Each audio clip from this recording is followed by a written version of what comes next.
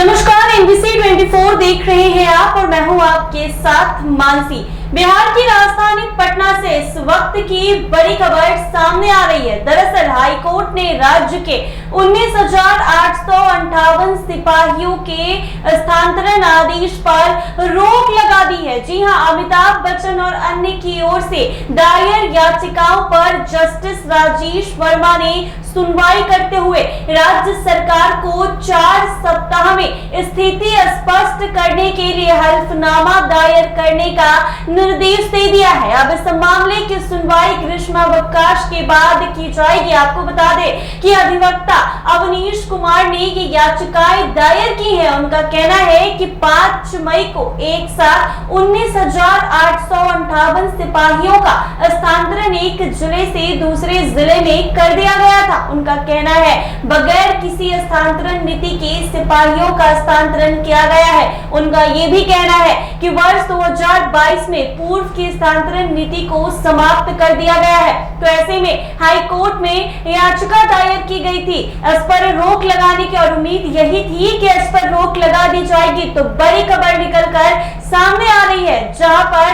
दायर याचिका पे जो 19,858 सिपाही थे उनके तबादले पर फिलहाल के लिए रोक लगा दी गई है। अधिवक्ता अवनीश कुमार ने कहा है कि उसके बाद आज तक कोई स्थानांतरण नीति नहीं बनाई गई। इसके बावजूद 2010 से लेकर 2015 के बीच नियुक्ति सिपाहियों का स्थानांतरण कर दिया गया है। उनका ये भी कहना है बिना किसी निर्धारित प्रक्रिया अपनाए स्थानांतरण कर दिया गया है, जबकि हजारों सिपाही जिले में कार्यरत हैं जिनका स्थानांतरण नहीं हुआ है। इस मामले पर अगली सुनवाई 4 सप्ताह के बाद की जाएगी। बीते 5 मई को 19,858 सिपाहियों का तबादला एक जिले से दूसरे जिले में किया गया था, जिसमें महिला सिपाही और पुरुष सिपाही दोनों का नाम शामिल है। बिहार के कांस्टेबल से जुड़ी अभी की बड़ी खबर सामने आई है, जहां पर फिलहाल के लिए रोक लगा दी गई है। अब आपको बता दें कि इनके तबादले पर हाई कोर्ट ने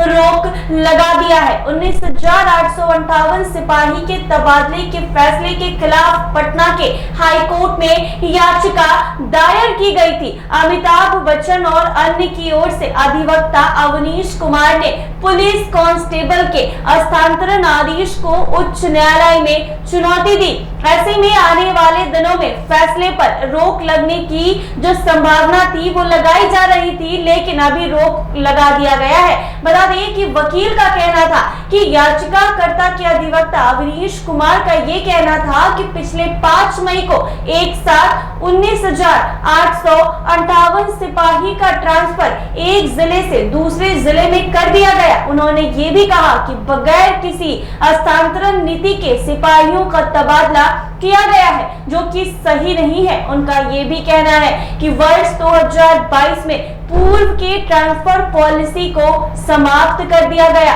अधिवक्ता अवनीश कुमार ने कहा कि आज तक कोई नया स्थानांतरण नीति नहीं बनी है। इसके बावजूद 2010 से लेकर 2015 के बीच नियुक्त सिपाहियों का तबादला किया गया है। उन्होंने कहा है बिना किसी निर्धारित प्रक्रिया अपनाए सिपाहियों का ट्रांसफर किया गया। हजारों सिपाही जिले में कार्यरत हैं जिनका स्थानांतरण नहीं हुआ।